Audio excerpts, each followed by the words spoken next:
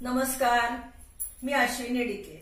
आज अश्विनी स्वादिष्ट किचन मध्ये आपण एक थंडी स्पेशल, विंटर स्पेशल अशी रेसिपी बघणार आहोत। थंडीचे दिवस आले की प्रत्येक घरामध्ये डिंकाचे लाडू, मेथीचे लाडू, अळीवाचे लाडू केले जातात। आज आपण जी रेसिपी बघणार आहोत ती केस गळतीवर, कंबर दुखीवर रामबाण उपाय आहे। रक्तातलं हिमोग्लोबिन वाढण्यासाठी त्याचा खूप छान उपयोग होतो। हाडांची वाढ व्हायला, हाडं मजबूत व्हायला याचा फार चांगला उपयोग होतो। तर अशी ही रेसिपी आपण बघणार आहोत।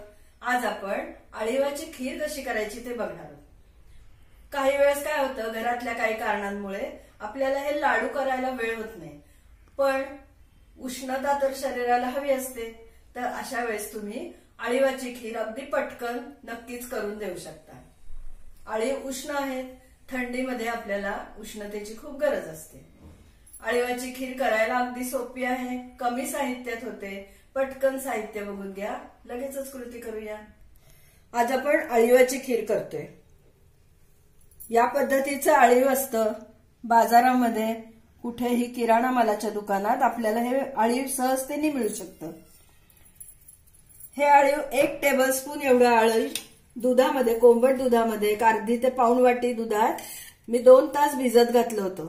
बघू शकता तुम्ही हे अळीव किती बारीक आहे आणि दुधात भिजवल्यावर ते छान फुगून आलेलं आहे। खिरीसाठी मी इथे 1 कप भरून, मोठा मग भरून दूध घेतलंय। अर्थातच दुधाचं प्रमाण आपल्याला खीर कितपत पातळ हवी आहे त्यानुसार आपण वापरायचं। 1 टेबलस्पून एवढा मी ओल्या खोबऱ्याचा किस घेतलेला आहे। 2 टेबलस्पून बारीक चिरलेला गुळ घेतलेला आहे। नुसती गुळाची खीर करायला सुद्धा हरकत नाही, पण गुळाची गोडी जरा कमी वाटते म्हणून मी तिथे अर्धा टीस्पून साखर घालणार आहे। आपला केशरी दुधाचा मसाला इथे मी घेतलेला आहे अर्धा टीस्पून, घरी केलेला आहे। त्याची लिंक मी तुम्हाला डिस्क्रिप्शन मध्ये देते। दुधाचा मसाला घेतलेला असल्यामुळे वेगळी वेलदोडा पूड, जायफळ पूड किंवा केशर मी यामध्ये घेतलेलं नाहीये। तुमच्याकडे दुधाचा मसाला नसेल तर तुम्ही वेलदोडा आणि जायफळाची पूड घालू शकता आणि आवडत असेल तर केशरही वापरू शकता। पटकन आता आपण कृती करायला घेऊया। रूम टेम्परेचरचं हे मी दूध घेतलेलं आहे। हे फुल क्रीम दूध नाहीये, गाईचं दूध आहे।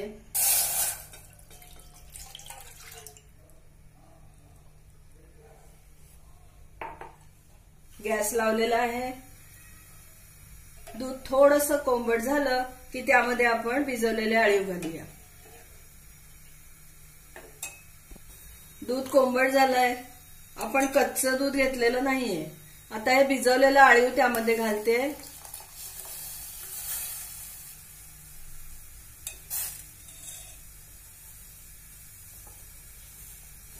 अळीव शिजायला वेळ लागणार नाहीये कारण ते छान भिजलेलं आहे 2 तास। अळीव शिजत असतानाच मी त्यामध्ये खोबरंही घालते आहे।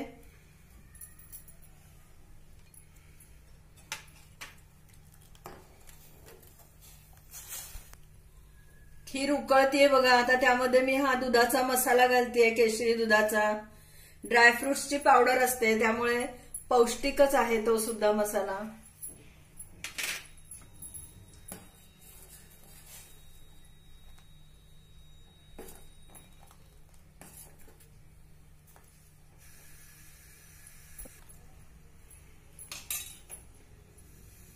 छान खीर उकळते आहे। 1-2 मिनिटांनी मी गॅस बंद करणार आहे आणि नंतर त्यामध्ये आपण गूळ आणि साखर घालणार आहोत। गॅस बंद करते आणि आता आपण हा घेतलेला गूळ त्यामध्ये घालूया। गरम दुधामध्ये गूळ लगेचच विरघळून जाणार आहे आणि ही घेतलेली साखरही अर्धा टीस्पून आहे ती घालते।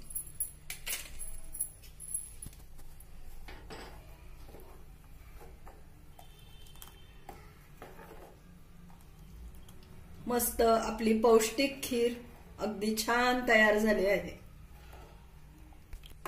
रंग किती सुंदर आलाय बघा आपल्या खीरीला। गुळाचाही रंग छान आहे आणि दुधाच्या मसाल्यामध्ये केशर आहे। आता आपली स्वादिष्ट, पौष्टिक, आरोग्यदायी अशी अळीवाची खीर करून तयार झाली आहे। बघा काय सुंदर रंग आलेला आहे त्याला। आता आपण ग्लासमध्ये सर्व करूया।